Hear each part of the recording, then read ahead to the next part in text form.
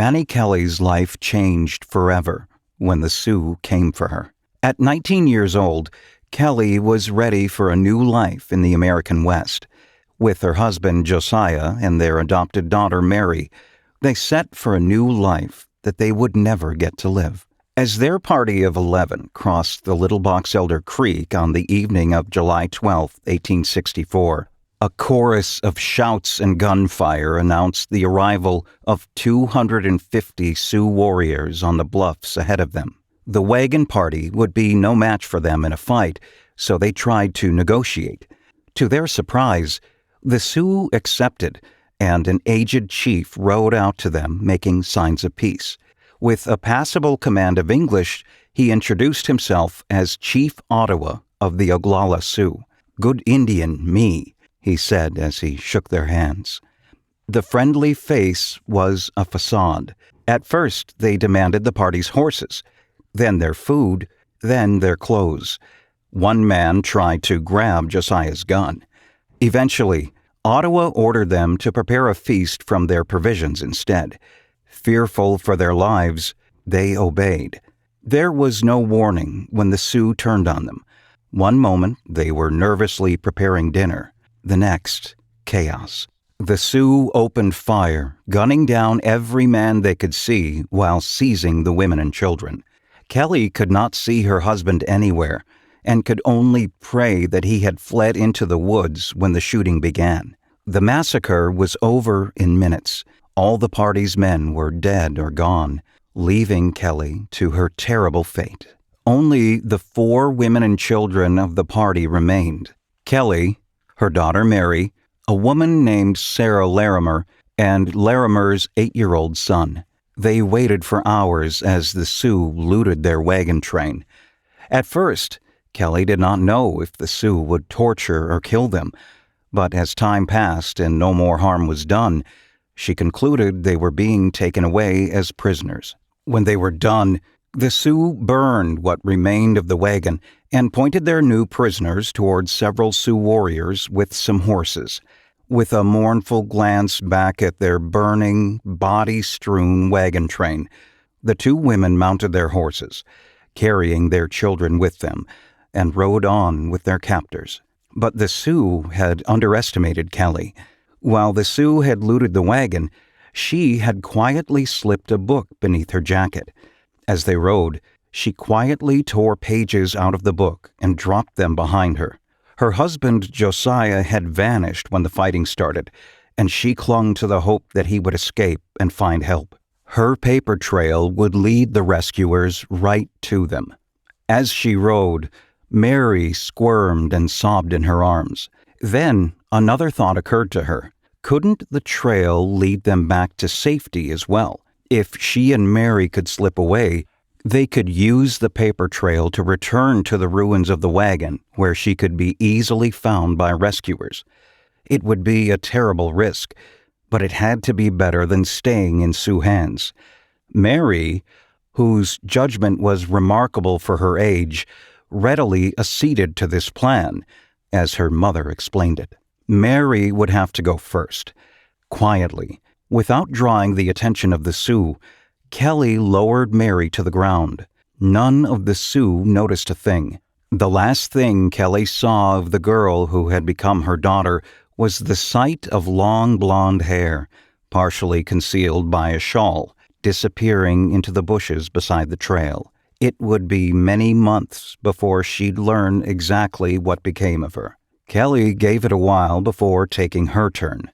It was the middle of the night now, and visibility was low enough for her to slip off the horse and make a break for the tree line.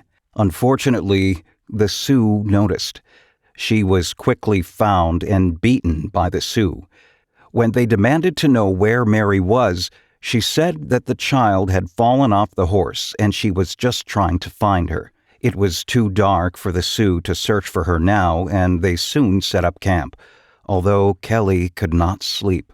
As the next day dawned and the Sioux search parties reported no sign of the girl, she could only hope that Mary indeed escaped. But when she awoke on the second day of her captivity, Mary wasn't the only one gone. Sarah Larimer and her son Frank had also disappeared. Kelly was now totally alone among the Sioux, and her agony was only just beginning. The Sioux were not pleased to have lost 3 of their captives and took their anger out on Kelly. They treated her coldly and fed her nothing. Chief Ottawa, in particular, saw her as his personal property and ordered her to carry some of his things. The starving, dehydrated, grief-stricken Kelly struggled to do even that. Kelly accidentally dropped and broke some of the things, including Ottawa's favorite pipe. This was apparently the last straw. That night, Ottawa told her that he'd decided to kill her. Chief Ottawa brought out an old horse and ordered her to mount it. "I would be placed on it as a target for the deadliest arrow," he had explained to her, "and the animal might then run at will, carrying my body where it would." Facing a brutal, lonely death, Kelly fell to the ground in tears. She had no more plans, no hope of escape. But then she remembered she had one final thing to bargain with. Reaching into her pocket, she withdrew her purse and all the money she had within. The Sioux, of course, had no money of their own, but when she explained that the paper was very valuable to the whites, they seemed interested.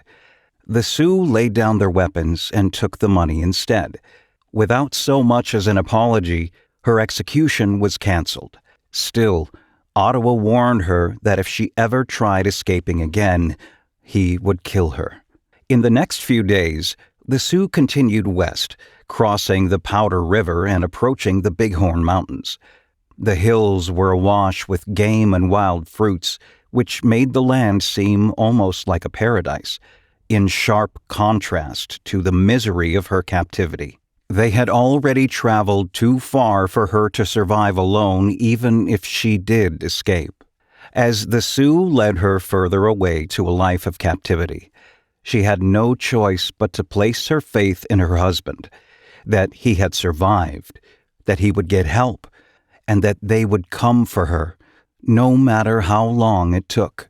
Some days later, as they continued their travel through the mountains, one of the Sioux was kind enough to give her a pair of good shoes and stockings. She later learned that this man was Ottawa's brother-in-law. To Kelly, it was the first glimpse of kindness she'd seen since her ordeal began. To Chief Ottawa, it was an infringement on his property. Ottawa killed one of his brother-in-law's horses in response, triggering a public argument between the 2 men in the middle of camp. Kelly could only infer that the argument involved her, until Ottawa's brother-in-law drew his bow and aimed an arrow in her direction. Apparently, her life would be the only fair compensation for his horse. But before the man could loose the arrow, a young Sihasapa Sioux warrior named Jumping Bear seized the man's bow and threw it to the ground. The sudden intervention stunned everyone and diffused the tense situation. Ottawa offered to repay his brother-in-law with a horse of his own, and the crisis passed.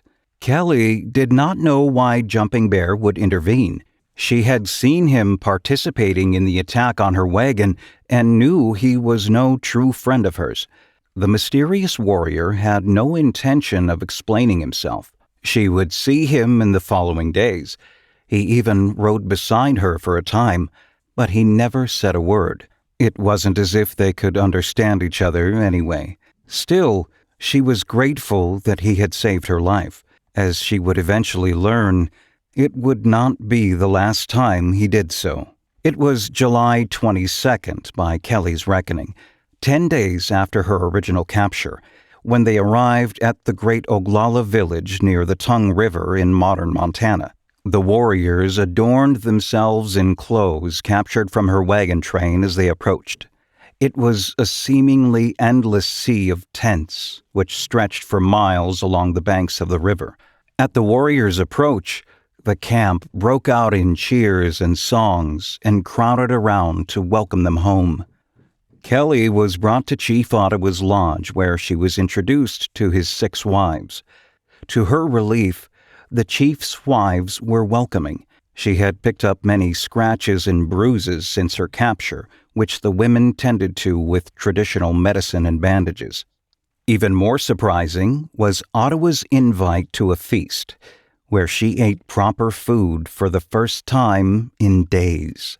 Life in the village was a slight improvement over life on the move. The women were generally kinder than the warriors had been. Even Chief Ottawa seemed to become gentler. No longer afraid of her escaping, he began to treat her like a trusted servant. Partially blind and easily into his 70s, Ottawa was the most important man in the camp, and being his servant ensured that none of the other Sioux dared mistreat her. However, that did not mean she had friends. Even Jumping Bear had left to return to his Sihesapa clan, leaving her with no one she could really trust. She was still an outsider, and a white one at that, and she soon learned how dangerous that could be. In late July, the village scouts reported the approach of an enemy. For the Sioux, it was their worst nightmare: American troops heading towards the village. Her husband Josiah had briefly served in the Union Army, so even Kelly knew that this area was under the jurisdiction of the Union General Alfred Sully, who would surely be in command of those troops. Had they come for her? Did that mean someone had lived and told Sully that the Sioux had captured a white woman? On August 8th, Sully's men had closed in, and the Sioux warriors rode out to stop them. Kelly could not see the fighting itself, not at first anyway. But as the morning progressed, the sounds of battle drew closer, and before long, American troops appeared on the hills overlooking the village. Kelly was overjoyed. It seemed that salvation had arrived. But the Oglala would not allow their village to fall into American hands so easily. They quickly began packing up the village, taking what they could carry and leaving the rest, to evacuate before the American soldiers arrived. Kelly was ordered to help. She hesitated, but realized the Sioux would sooner kill her than allow her to flee or await rescue. The Sioux forced her to leave with the rest of them. They fled as Sully's troops pursued them for several days. Kelly prayed that Sully's men would overtake them and release her from Sioux hands, and her heart ached with each Sioux warrior who returned with a new scalp or captured weapon.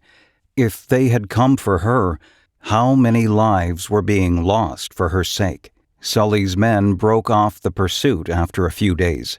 No American column with its wagons and supplies could keep pace with Sioux on the move for long. Not only were her hopes of rescue lost, but the Sioux now had a grudge to repay against the whites. The next morning, she awoke to find the chiefs and principal warriors of the Sioux assembled in a meeting. Their faces were angry, their voices loud and impassioned. They were debating something serious. Eventually, someone told her that they were debating whether to burn her in revenge for Sully killing so many of their own. In the end, Chief Ottawa persuaded them to spare her life, but the Oglala did not forget their grudge. The next few weeks were hard as they searched for a new village site. The Sioux struggled for food, and Kelly was the lowest priority for it.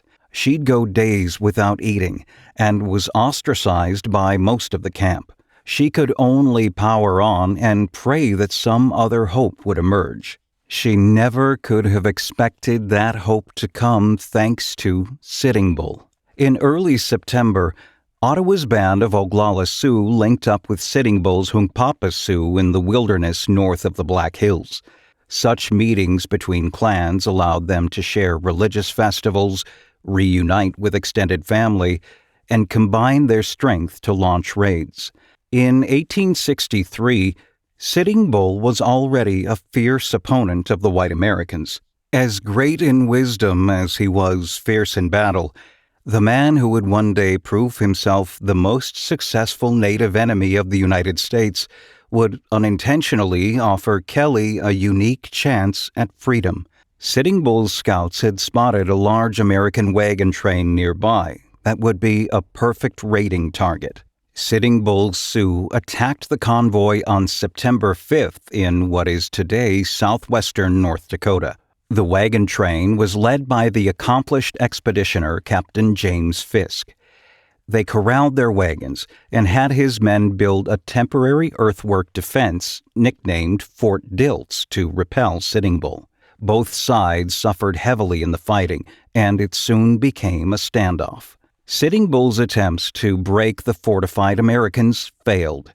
However, Kelly's presence among the Sioux presented another opportunity. Kelly was summoned before Sitting Bull, given material to write with, and ordered to pen a letter for the great chief. Sitting Bull spoke some English, but he wasn't literate, so he needed Kelly's help to write a message to Fisk. He would promise Fisk safe passage through Sioux lands, then ambush him later when their guard was down. Sitting Bull wasn't stupid and knew that Kelly might try to trick him or expose his plan. He explained exactly what he wanted Kelly to write word for word, and then counted the exact number of words she wrote for him. It was a clever strategy, but while Sitting Bull could count the words, he still could not read them. Thinking quickly, Kelly reworded Sitting Bull's message and slotted in her own warning and plea for help within the word count. The trick worked, and Sitting Bull had the letter delivered to Fisk. When Fisk sent a reply, Kelly once again had to think on her feet. He had seen her message and promised to do everything he could to rescue her. Kelly carefully hid this when reciting the letter to Sitting Bull.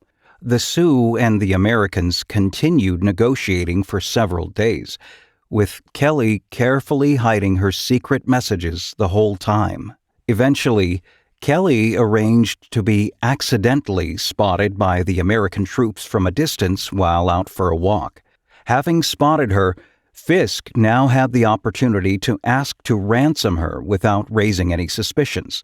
Sitting Bull thought the offer was excellent. Lure them out to trade for Kelly, then kill them.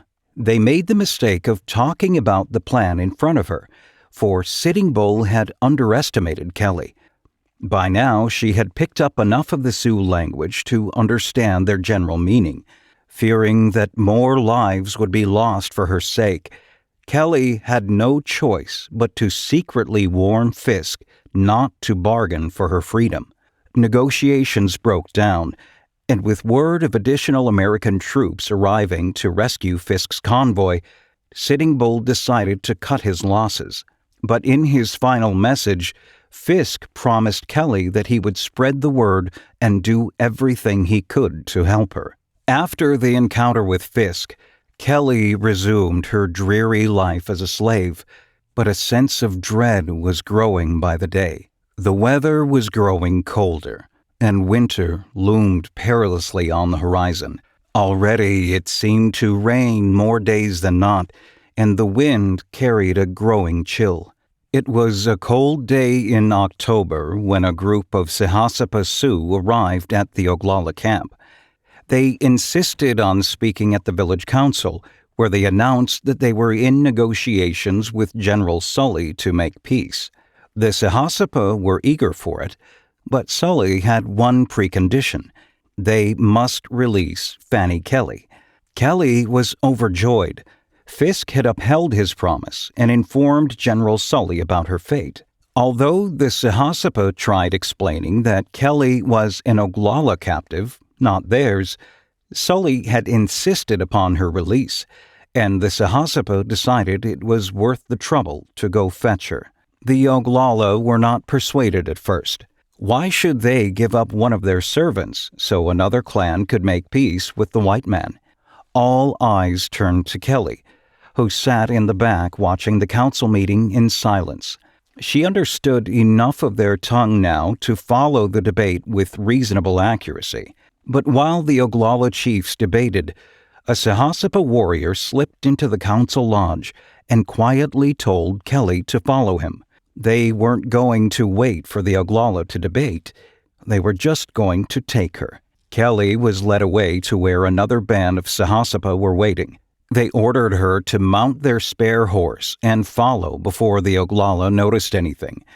She did not trust these Sahasapa yet, but at this point it was better to risk freedom with the Sahasapa than wait here. Besides, Jumping Bear had been a Sahasapa, and he had shown her more kindness than any other Sioux. They didn't make it far before the alarm was raised. Soon, Oglala horsemen were riding for them. Being fellow Sioux, there was no violence between the bands. But Ottawa had once promised Kelly that if she tried to escape again, he would kill her. So she reacted with terror when the Sahasapa warriors called a halt and waited for the Oglala to catch up. Kelly prayed as they spoke. Would they give her back? Would Ottawa fulfill his threat? She strained to listen to the words exchanged, putting months of her captivity to work to decipher the words. Shockingly, she was able to tell they weren't going to kill her. Instead, what they planned to do was so much worse.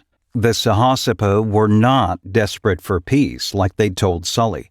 They wanted an end to conflict with the whites, but there were many ways to end a war. Their plan was to offer Kelly as requested at Fort Sully, but when the Americans opened the fort gates during the negotiation, the Sioux would rush in and slaughter everyone inside. When the Oglala heard the plan, they wholeheartedly agreed, asking only that Kelly be returned safely to them when the deed was done.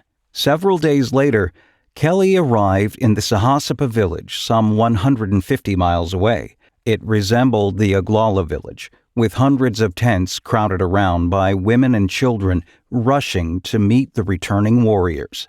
They would stay only for a short time before heading out to win the greatest victory the Sioux had ever won over the whites, the slaughter of an entire fort. And there was nothing Kelly, or anyone, could do to stop them. But just when things seemed their bleakest, a familiar face arrived to offer her exactly what she needed. One day, as she worked in the Sahasapa camp, she was suddenly greeted by a familiar face who she hadn't seen in months. Jumping Bear, the young warrior who had once intervened to save her in the quarrel between Ottawa and his brother-in-law in the early days of her captivity, was happy to see her again. The young warrior greeted her with kindness which she couldn't help but return. She had seen so few friendly faces since her capture, and had often wondered if she'd see him again. However, there was still a question she'd been meaning to ask him. Why? Why had Jumping Bear been so kind to her? The answer was apparently simple. He seemed to have a crush on her. He confessed that he had always thought white women were beautiful and wanted to make her his wife. He would do anything to win her affection. At that moment, a plan came to her. "Will you carry a letter to my people at the fort and deliver it to the great chief there?" she asked. Jumping Bear knew it was a risky request. "I dare not go," he replied. "They will reward you for your kindness to me," she told him. Nothing else would prove his devotion to her more. She promised that the letter would contain nothing harmful to his people and would just assure Sully of their good intentions and desire to make peace. The next few days were agony. She knew Jumping Bear could not read English, but what if he showed it to someone who could? What if he had a change of heart and never delivered the letter? The days stretched on, and Jumping Bear did not return. Eventually, the dreaded announcement came. The Sahasapa would leave for Fort Sully the next morning. A great meeting was called for all the warriors, which Kelly listened to with growing fear. The chief reminded his warriors of the crimes the whites had inflicted upon them, of their greed and their violence over many years, and pledged to repay their crimes with violence. "The Indian cries for vengeance. There is no truth nor friendship in the white man. Deceit and bitterness are in his words. Show them no mercy. The next morning, Kelly was given a horse and joined the warrior party as they rode out of the village, chanting songs of war. The winter cold had rolled in now, and snow dusted the ground. Kelly struggled to keep warm with the rough clothes they gave her, and even decided on walking instead of riding just to keep her body temperature up.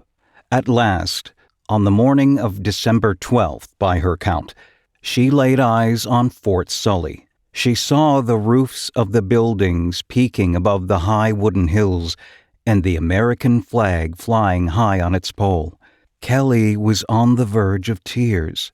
My eyes caught the glad sight, and my heart gave me a wild bound of joy. Something seemed to rise in my throat and choke my breathing. Everything was changed. The torture of suspense, the agony of fear, and the dread of evil to come all seemed to melt away like mist before the morning sunshine. The Sihasapa lay down their orders. The chiefs would take Kelly into the fort, with a portion of the warriors at their back. After the Americans opened the gates and began the negotiations, the chiefs would give the signal for the warriors to charge. They would storm the fort before the Americans even knew what hit them. The rest of the warriors would spread out into the forest around the fort to catch anyone trying to escape. Then, at long last, the 8 chiefs of the war party rode out from the tree line and approached the fort.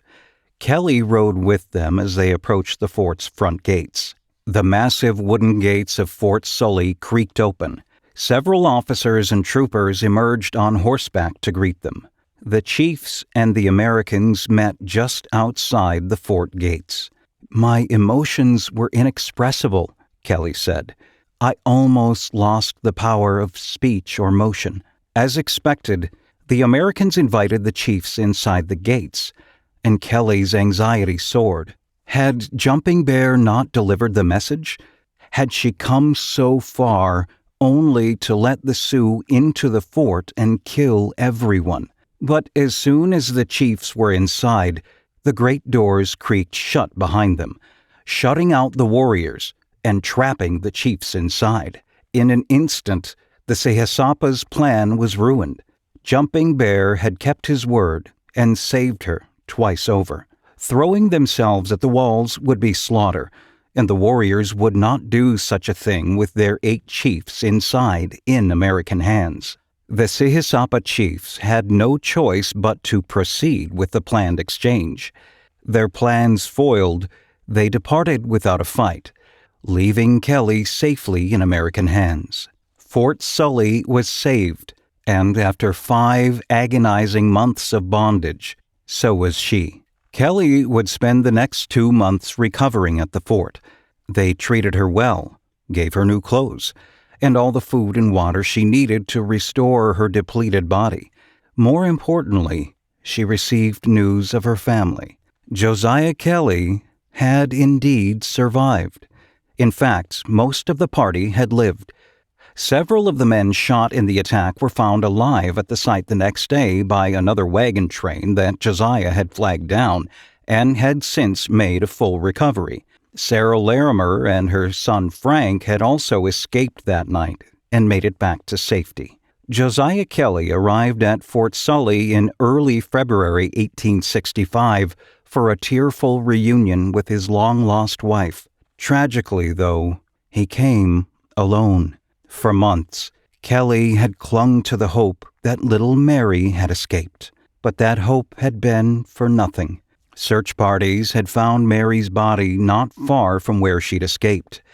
Sioux arrows and the obvious work of the scalping knife left no doubts as to who was responsible. She may have survived her ordeal, but she would carry the fear and grief of those 5 months for the rest of her life.